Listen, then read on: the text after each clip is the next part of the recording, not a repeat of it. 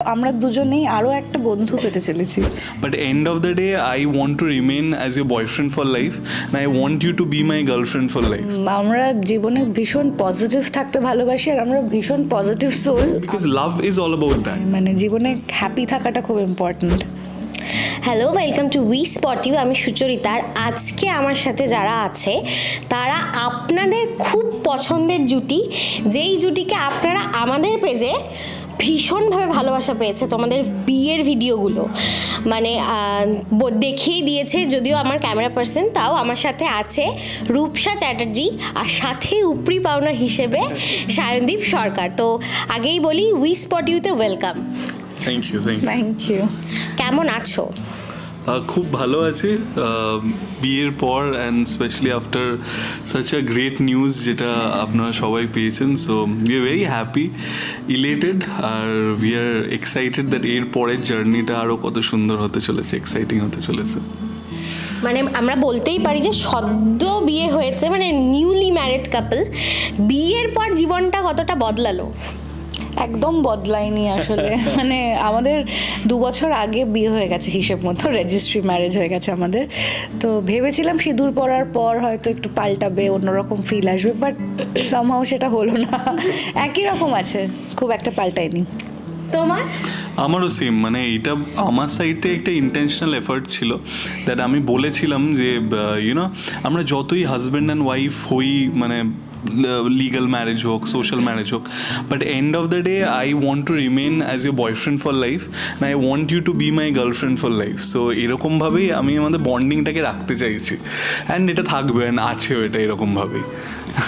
মানে রিলেশনশিপের আগেও ব্যাপারটা বন্ধুত্বটা থাকা খুবই দরকার। তো মানে যখন থেকে মানে প্রেমটা শুরু হয়েছিল, সেই স্পার্কগুলো এখন কি কোথাও মিস করো? না, ওইটা এখনো অ্যাক্টিভেটেড আছে, মানে অ্যাক্টিভ আছে, করার জায়গা নেই, বরং আরো বেড়ে গেছে। মানে একটা আমাদের ওই ওয়েডিং এর ট্রেলারে একটা আমাদের কথা ছিল, প্রথম প্রেম করছি, সায়ন প্রথম আমাকে জিজ্ঞেস করতো খুব, তোমার ফেভারিট এটা কি, ওটা কি, সেটা কি। তো তার মধ্যে একটা প্রশ্ন ছিল, তোমার ফেভারিট গান কি? তখন আমি খুব শুনতাম অবশেষে ভালোবেসে চলে যাব। আর সায়ন প্রথমবার শুনে এটা কারোর ফেভারিট গান হতে পারে, এরকম একটা স্যাড সং কারোর ফেভারিট কি করে হতে পারে? আর ও সেটা চেঞ্জ করে আমাকে পটানোর জন্য গাইতো অবশেষে ভালোবেসে থেকে যাব, অবশেষে ভালোবেসে থেকে যাব। গান যখন আমরা গাইতাম, আমি ওকে ডেডিকেট করতাম দ্যাট অবশেষে ভালোবেসে থেকে যাব। সো এখন সেটা হয়ে গেছে অবশেষে ভালোবেসে থেকে গেলাম।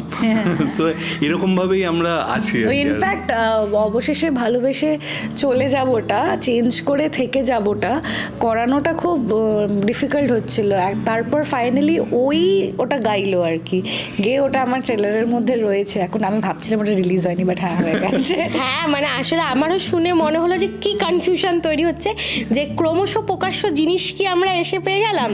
কিন্তু আমার মনে পড়লো তুমি যখন লাইনটা বললে যে হ্যাঁ এটা তো আমিও দেখেছি, আর এটা তো আমারও ভাল লেগেছে, মানে এটার থটটা কি ছিল?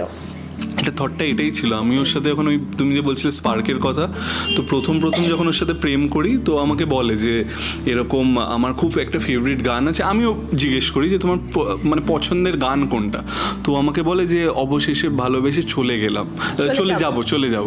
সো এত স্যাড সং কারোর ফেভারিট কি করে হতে পারে? সো আমি ওই জন্য একটু মজার ছলে ওকে বলেছিলাম, মানে আমি গাইছিলাম যে অবশেষে ভালোবেসে থেকে যাব, একটু পটানোর জন্য বলছিল আর কি। ওইটাই থেকে গেলাম আর কি, ফোটেও গেছে। সো ওইটাই ঘটে গেছে। ফোটে গিয়ে এখন ঘরনি হয়ে মা হয়ে গেল, মা হতে চলেছে আর কি। এই মানে বিয়ের পর জীবনটা যতটা একটু দায়িত্ব তো বেড়েইছে, তার সাথে মা বাবা এই দায়িত্বটা অনেক বড়। মানে এখন যেই ফেজটা দিয়ে যাচ্ছ, কি ফিল করছো? আমি তো এটাই ফিল করছি যে আমরা দুজনেই আরো একটা বন্ধু পেতে চলেছি। মানে আমাদের সাথে সাথে তো সেও বড় হবে, মানে এত কম বয়সে আমরা মা বাবা হচ্ছি। তো যেহেতু ওর মা বাবার সাথে, মানে ওর সাথে ওর মা বাবার এজ ডিফারেন্স খুব কম, আমার সাথেও সেম আমার মা বাবার ক্ষেত্রে। তো আমি আমার মায়ের যেমন বেস্ট ফ্রেন্ড, ওর ক্ষেত্রেও সেটা। তো আমাদের জুনিয়রও আশা করি আমাদের বেস্ট ফ্রেন্ড হবে, একসাথে বড় হবে, একসাথে দুনিয়াটা এক্সপ্লোর করব, অনেক কিছু করার প্ল্যান আছে। মাতৃত্ব একটা মানে ভীষণ বড় কথা। তুমি এখন যেই ফেজটা দিয়ে যাচ্ছ, সাথে সাথে যেই ইন্ডাস্ট্রিতে আছো, তুমি কি এখন কাজের থেকে কিছুটা বিরতি নিচ্ছ? হ্যাঁ, এখন একটু তো কিছুদিন, যতদিন না বেবি আসছে ততদিন আশা করি সব ভালো ভালো যেন হয়ে যায়, সবাই প্রে করবে আশা করি আমাদের জন্য। এত কিছু বলছি এক্সাইটেড হয়ে, সব যেন ভালো ভালোই হয়। তো তারপর আবার কাজে ব্যাক করার ইচ্ছে রয়েছে। এখন কিছুদিন তো হ্যাঁ জুনিয়রের জন্য। জুনিয়র আসছে, রূপসাদিকে ফার্স্ট কি গিফট দিলে? জুনিয়রটাই তো আমার কাছে গিফট হয়ে গেছে, একটা সারপ্রাইজ গিফট হয়ে গেছে। এর থেকে বড় গিফট আর কি হবে? তো মানে এরকম ভাবে হাসি মজাতেই আমাদের চলছে, অ্যান্ড হ্যাপিনেসটাই সব থেকে বড় গিফট বলে আমার মনে হয়। মানে জীবনে হ্যাপি থাকাটা খুব ইম্পর্ট্যান্ট।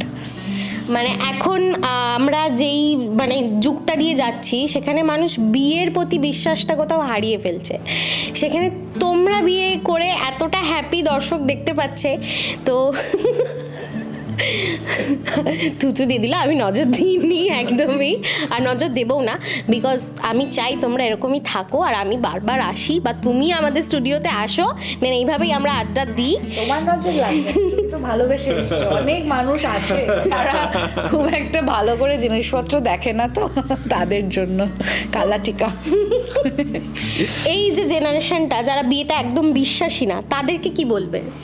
ওয়েল, মানে বিয়েটা তো আমাদের it's a part of our culture বলতে পারো। মানে আমরা যতই ওয়েস্টার্ন কালচারে অ্যাডাপ্ট করি নিজেদেরকে, but we can't lose our origin, যেখান থেকে আমরা বিলং করি, the culture that we come from, and it's a very beautiful culture of marriage, আর সেটাকে সম্মান দেওয়া উচিত।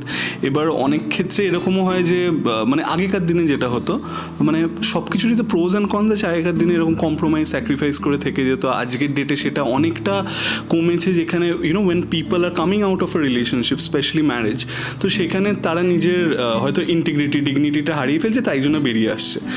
বাট যেই সম্পর্কে ভালোবাসা আছে, রেসপেক্ট আছে, ইন্টিগ্রিটি অ্যান্ড ডিগনিটিটা মেনটেন করা আছে, সেই সম্পর্ক মানে ভাঙাটা ইটস নট পসিবল। মানে আমি আমার বাবা মাকে দেখে বড় হয়েছি, রূপসা ওর বাবা মাকে দেখে বড় হয়েছে, and they are running so strong. ওদের 25 বছর কমপ্লিট হয়ে ওর বাবা মা 30 বছর হলো, আমার বাবা মা 30 বছর হবে। সো তারা হচ্ছে উই হ্যাভ আইডালাইজ দেম। সো আমাদের সম্পর্ক তো ওরকম মানে উইক হতে পারে না। সো আমাদের বেসটা স্ট্রং, আর সবাইকে এটাই বলবো যে তোমরা সম্পর্কে বিশ্বাস করো, এবং সম্পর্কে একটা লিপ অফ ফেথটা খুব দরকার। এরকম নয় যে ব্লাইন্ড হয়ে তুমি লিপ অফ ফেথ নাও, লজিক্যালি নাও, but take that leap of faith, because love is all about that. You have to take that leap of faith and leave everything to the Almighty, আর সব কিছু ভালো হবে। নিজের ইন্টেনশন পিওর থাকলে everything falls into place.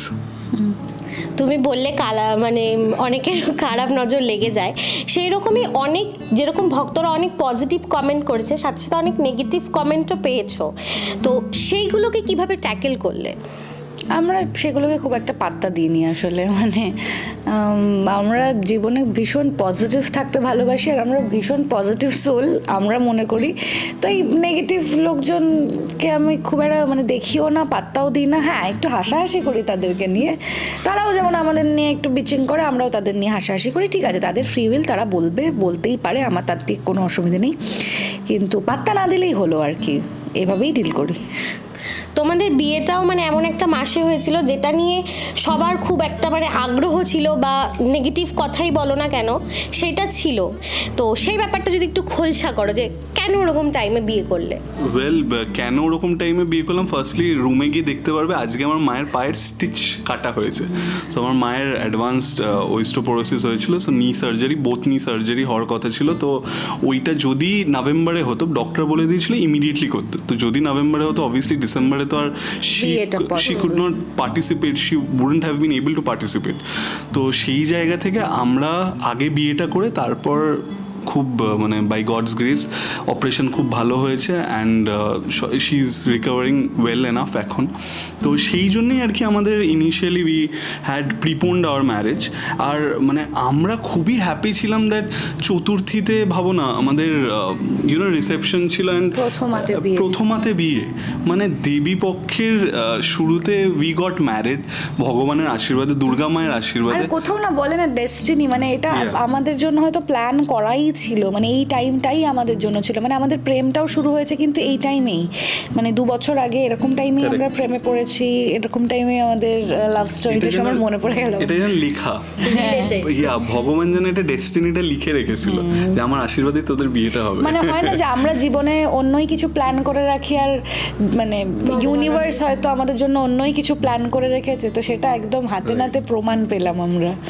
আর মা যেই টাইমটায় আসে ওই টাইমটা কখনো খারাপ হতেই পারে না, ওই টাইম হ্যাঁ, হতেই পারে না। অবশ্যই অবশ্যই। তো সব শেষে মানে যেই আসুক সদ্যজাত আমাদের সকল উই স্পট ইউ সকল দর্শকের থেকে তো ভালোবাসা আমি জানাচ্ছি, আমি আশা করছি তারাও তোমাদের কমেন্ট সেকশনে অনেক ভালোবাসা জানাবে। সব শেষে দর্শককে কি বলবে?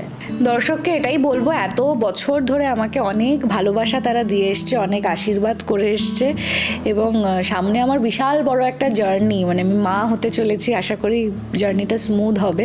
এখনো অবধি স্মুথ হয়েছে, আপনাদের সাথে শেয়ার করার পরও যেন স্মুথই থাকে, এই আশীর্বাদই করবেন যাতে সব কিছু ভালো হয়, আর জুনিয়রকে খুব তাড়াতাড়ি আপনাদের সামনে সুস্থভাবে যেন আনতে পারি। বাবা কি বলবে?